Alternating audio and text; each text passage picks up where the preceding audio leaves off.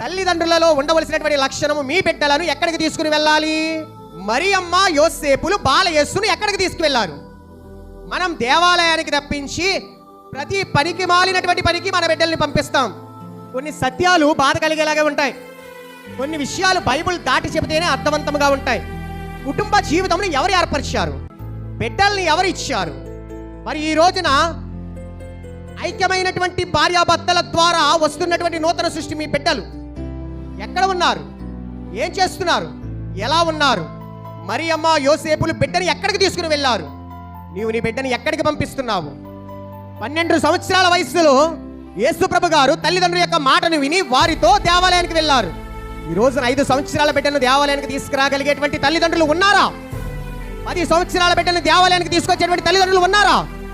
20 సంవత్సరాల వయసులో బిడ్డలను దేవాలయానికి తీసుకొచ్చేటువంటి తల్లిదండ్రులు ఉన్నారా? 30 సంవత్సరాల వయసులో బిడ్డలను దేవాలయానికి తీసుకొచ్చేటువంటి తల్లిదండ్రులు ఉన్నారా?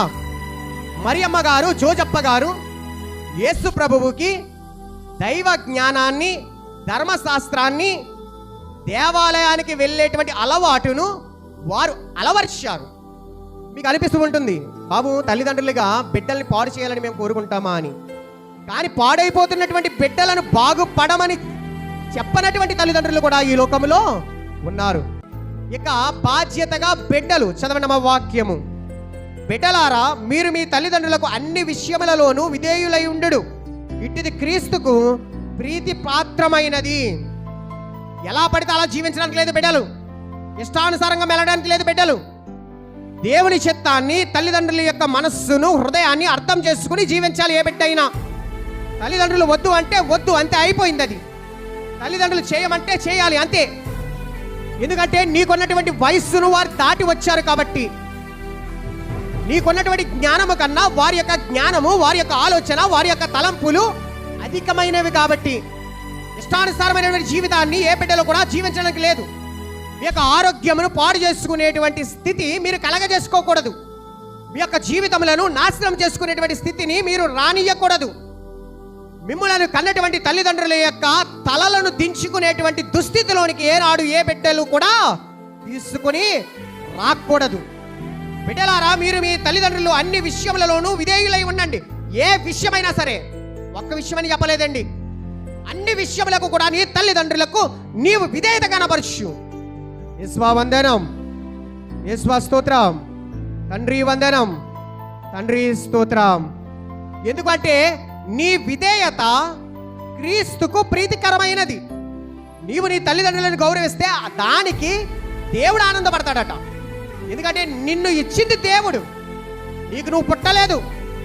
దేవుడు నీ తల్లిని తండ్రిని ఐక్యపరిస్తే వారి ఆనందంలో, వారి సంతోషంలో భాగస్థులు అవితే దేవుడి అనుగ్రహములతో నీవు ఈ భూమి మీదకి వచ్చి ఉన్నావు. మీరు మీ తల్లిదండ్రులకు అన్ని విషయములలోనూ విధేయులై ఉండండి. ఈ రోజున తల్లిదండ్రులకు విధేయులైనటువంటి బిడ్డలు ఉన్నారా? తండ్రిని ఒరే అని పిలిచేటువంటి అర్హత బిడ్డలకి ఉందా? తల్లిని ఇటు రాయే అటు పోయే అని పిలవచ్చా? మరి ఎందుకు పిలుస్తున్నారండి? చదువుకోలేదా? సంస్కారం లేదా? సభ్యత లేదా? గౌరవం లేదా? ఇటు రాయే అటు పోయే, ఇటు రారా అటు పోరా, ఇదాయండి మీ యొక్క జ్ఞానము, ఇదాయండి మీ యొక్క తెలివితేటలు. తల్లిదండ్రులండి వారు. ఒకడు అంటాడు పనికిమాలోడు, నా ఎదురుగుండానే తండ్రిని తిట్టేస్తాడు పచ్చి బూతులు. ఆ తండ్రి ఆనందపడిపోతున్నాడు బూతులు తిడుతుంటే. అయ్యో నానమ్మ, అయ్యో అమ్మమ్మ, అయ్యో బంధువులు, అయ్యో పెదనాన్న, అయ్యో చిన్నానా, గౌరవాలు లేవా? విలువలు లేవా?